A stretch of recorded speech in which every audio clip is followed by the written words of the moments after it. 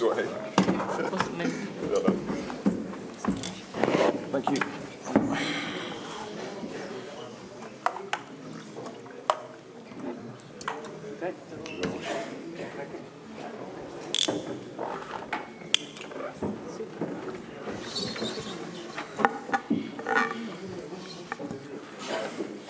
Okay, good evening.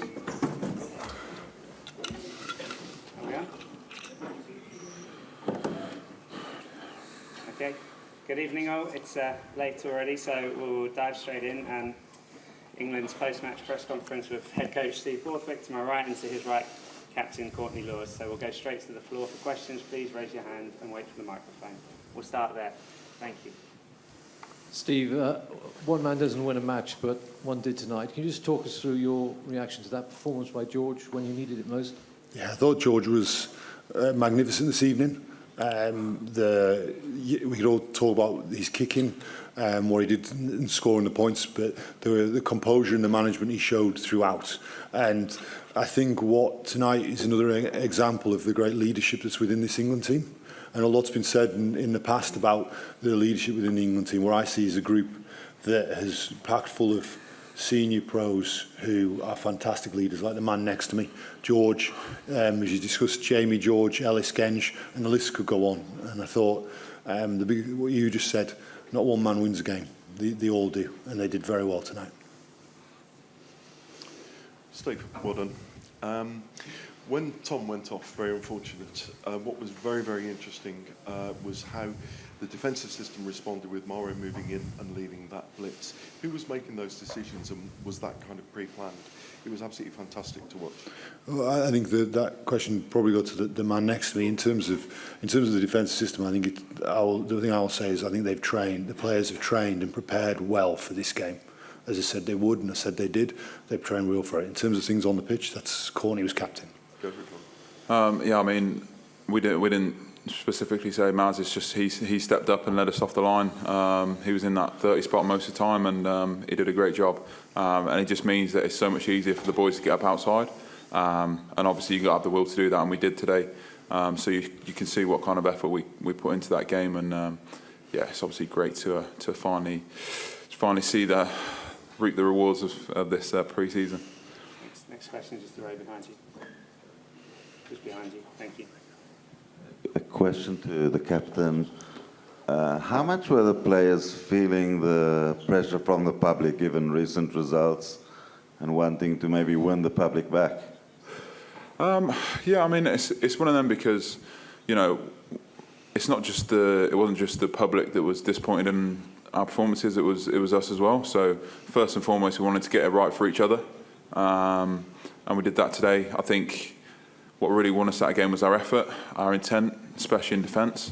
And then a set piece came to the party, and we were able to really put some points on the board. Obviously, Fordy had an unbelievable game, and he led us around the park. And when you've got a good set piece and a good 10, you've got a good chance of winning.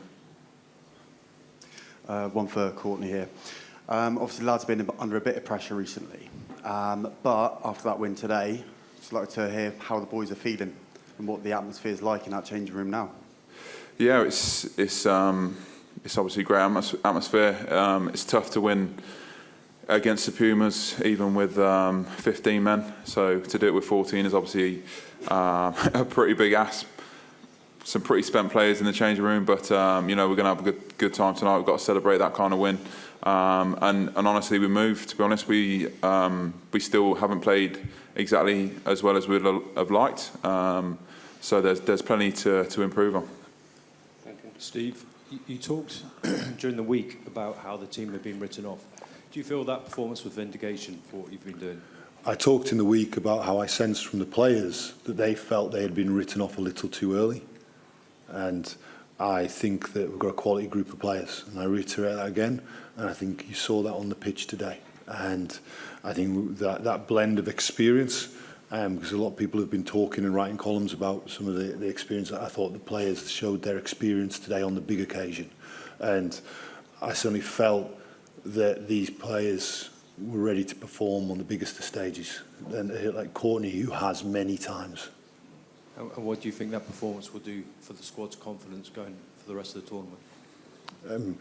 Right now, we're pleased with the win, pleased that we stepped forward in some areas. We have to adapt, and we're going through a disciplinary process now with Tom Curry, so we're going to have to be ready for what comes from that. And then we play Japan next Sunday in Nice. And these players should rest and recover and enjoy this win because they deserve it. From a coach's point of view, we're already moving on to Japan, and then our preparation for the Japan game with the team will start on Monday night. Thank you. Fourth row here. Steve, I assume the drop goals weren't plan A, they were plan B. Almost 25 years after Yanni De Beer, could they become a plan A? Just seeing him kicking the goals, it's been played on this TV just now. Actually, we all know that, and I'm sure you've all looked at it, that come World Cup, there's a higher incidence of drop goals. It's higher than Tier 1 Test rugby outside of World Cups. I thought George took the opportunities really well today.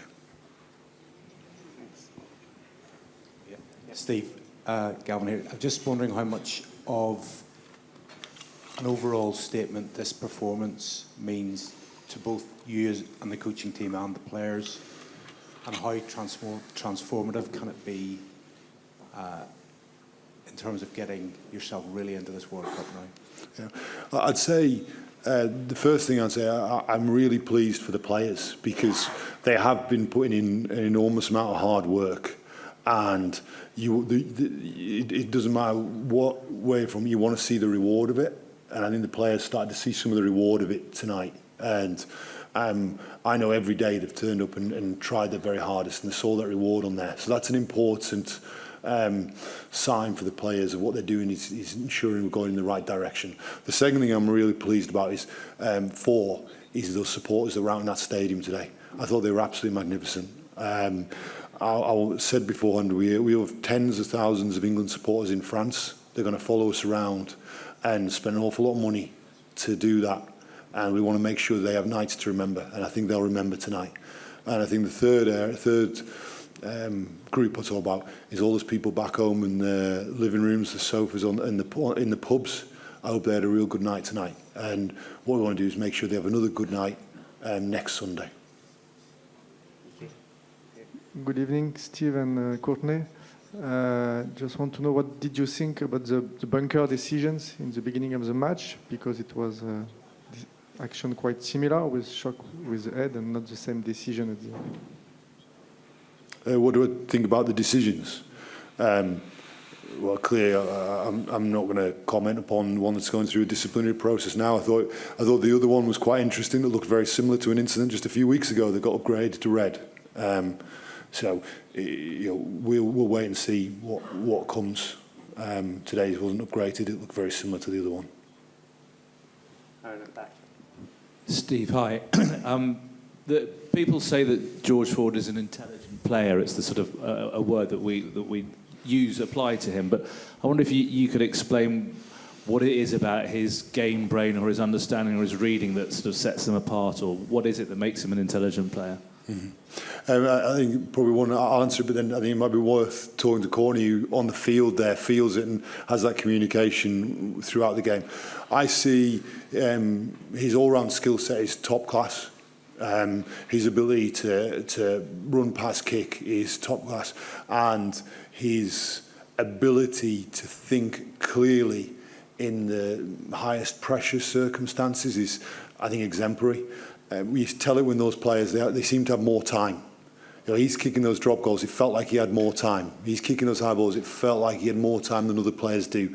And I think that's the sign of a real top quality player. Courtney might want to talk about George on the pitch. I think he pretty much nailed it, to be fair.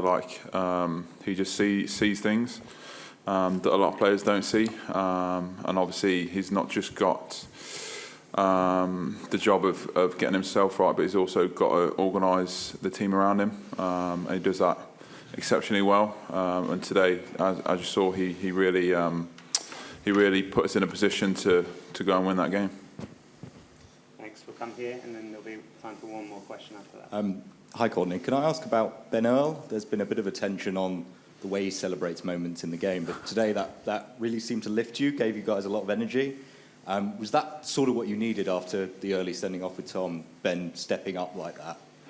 I think we've got a few players that kind of like to celebrate things. Not Saracens, yeah?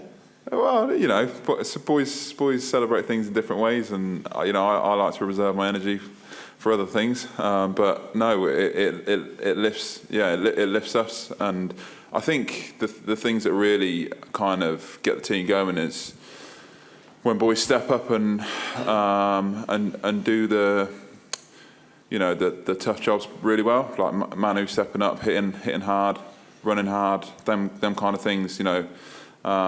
They're the things that really lift the team, and then obviously, yeah, boys will get energy from that. Steve, one last one from me. You said to us over the past 3 or 4 months that you wanted to nail the defence, you wanted to nail the set piece, and then the attack and so on would follow on from that. You came up with a great plan B today, which was fantastic to see. From your point of view now, moving into the World Cup, what are a couple of work-ons that you might be looking for in attack, and where would you look to build upon the platform that you've created today? Yeah.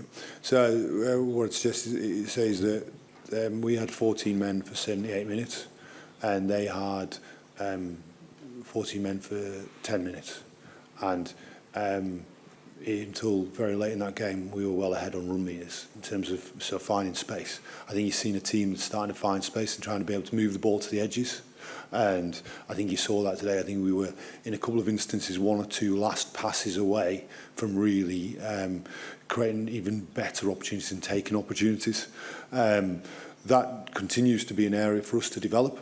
But what I would say is we are a team that's trying to ensure we maximise our learning every single day. The players have been magnificent. Everything we ask of them, they go and apply themselves wholeheartedly towards. So I think, yes, we want to make sure our attack continues to improve. Defence took a step forward today from where it was 2 weeks ago. We're going to be tested in a different way against Japan next week. So Japan, and they play tomorrow. Japan are a team that move the ball really well. They've got great speed on the edges, and they play the game in a different way to any way you tend to be used to. So we're going to have to prepare really well for that this week. Okay, thanks Steve. Thanks. So the mix zone will open in 2 minutes in the room just behind you. Thank you. Thank you. Appreciate it.